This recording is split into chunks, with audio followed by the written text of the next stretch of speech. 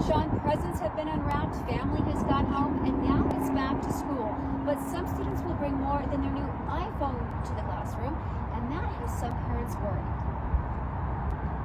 Well, Priscilla, the governor's eighth and final State of the State address kicks off what is expected to be a highly controversial legislative session here at the state capitol.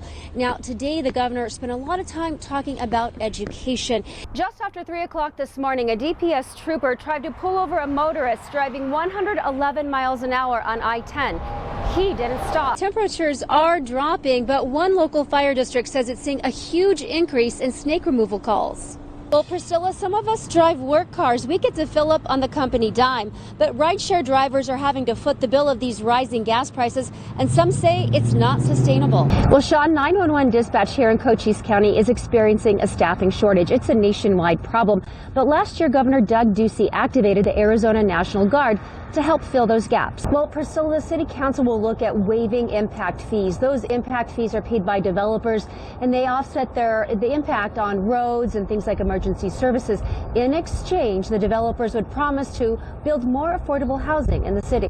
Sean, we know very few details right now. We can't even really get a good look at what's happened on the interstate. All we can see right now are these officers that are blocking traffic and redirecting it because, as you said, Interstate 10 is closed in both directions. So what we know right now, let's go ahead and roll the video that we have.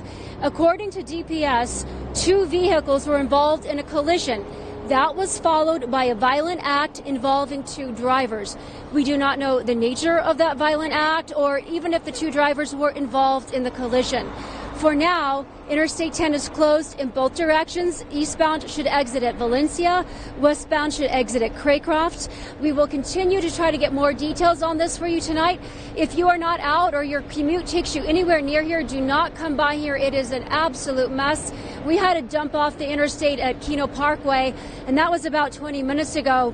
So it takes a long time to get around out here. Avoid the area if possible. Live from the southeast side, Shelle Jackson, News 4, Tucson. Well, Priscilla, some of us drive work cars. We get to fill up on the company dime, but rideshare drivers are having to foot the bill of these rising gas prices, and some say it's not sustainable. It's a lot of driving. I easily do about 300 to 400 miles a day on my car. For example, I was putting $25 before when I started, or $20 before, and now I'm putting $60 to $70, and it's killing me. So if I spend over 50 for gas tank, effectively I'm not making nothing. If you drive, you're feeling the pinch at the pump, but perhaps no one is squeezed more than rideshare drivers. It's literally just going all into gas. Ian Sager says he fills up his tank twice a day. Once I leave my house, I'm usually out for a good 14 to 16 hours. But those extra hours are not translating to extra cash. It's very stressful because working for the rideshare companies, everyone thinks when the prices go up that they supplement us. They don't.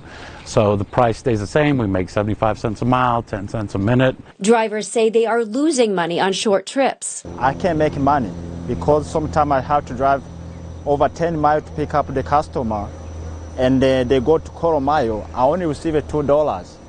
So if I spend over 50 for gas tank, effectively I'm not making nothing. And coming up tonight at 6, drivers tell me how rideshare companies could help ease their burden at the pumps. Live from Midtown, Shelle Jackson, News 4, Tucson. Sean, hello. Temperatures are dropping, but one local fire district says it's seeing a huge increase in snake removal calls.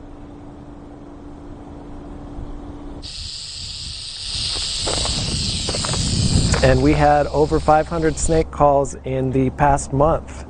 And that's much higher than we normally have this time of year. Golden Ranch Fire District has seen a 30% increase in snake removal calls this year. Last Monday we had 31 calls, and we've never had that many in a 24-hour period. Arizona animal experts attributes the uptick in snake calls to the plentiful monsoon rains. A lot of the rodent population is surviving that normally wouldn't survive through a drought, so that means there's a whole lot more food for them. Last week saw 3 in a week, which was my record.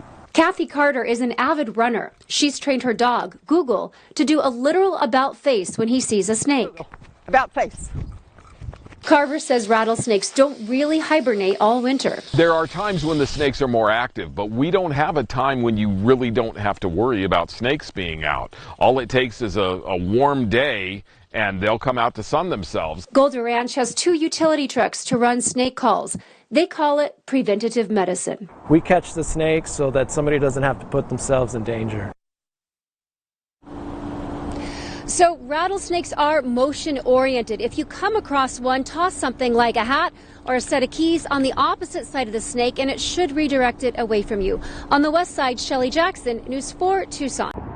Sean, presents have been unwrapped, family has gone home, and now it's back to school. But some students will bring more than their new iPhone to the classroom, and that has some parents worried.